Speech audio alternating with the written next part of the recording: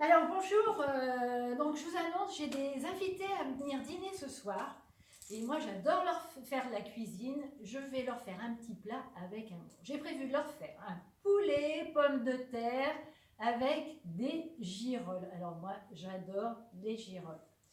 Et donc voilà, je commence à faire ma cuisine, mes oignons, mon poulet que je mets à dorer, mes pommes de terre. Alors je ne sais pas si vous sentez, mais alors moi j'ai une odeur d'oignon qui se dégage là. Et donc voilà, le moment arrive. Alors souvent je chante, je danse quand je cuisine.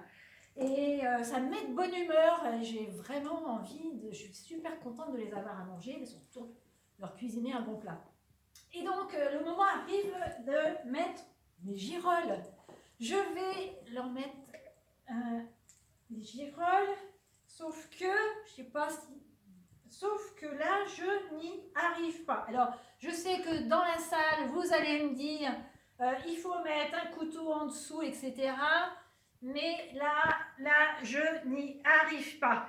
Et là, je commence à me désespérer de voir mes girolles et pas pouvoir les mettre dans mon plat. Et là, ça commence à m'énerver sérieusement, vous voyez.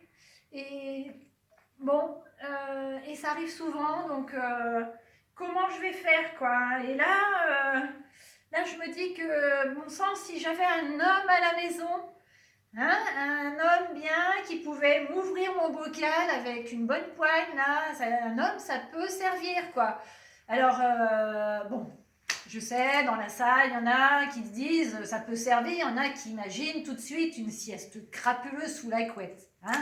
Non, moi je dis, un homme, ça peut servir à m'ouvrir mon bocal, ça me peinerait bien, là, j'avoue, aujourd'hui, là. Et puis, évidemment, à partager plein de choses, à aller au musée, écouter de la musique classique, voilà, quoi, la belle vie, quoi.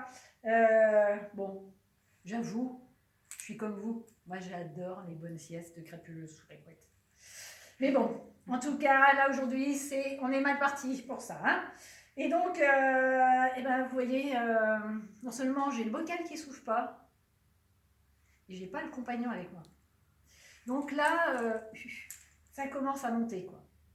Et là, je me dis, mais je regarde, comment je vais faire pour ouvrir mon bocal? C'est pas possible, quoi. Il est prévu, mes invités arrivent tout à l'heure, il faut vraiment qu'il soit ouvert. Et là, j'ai une idée lumineuse. Bon, il faut quand même que je mette mon ego de côté, mais je vais être obligée d'aller sonner à la porte du voisin. Alors, une dit deux, j'y vais.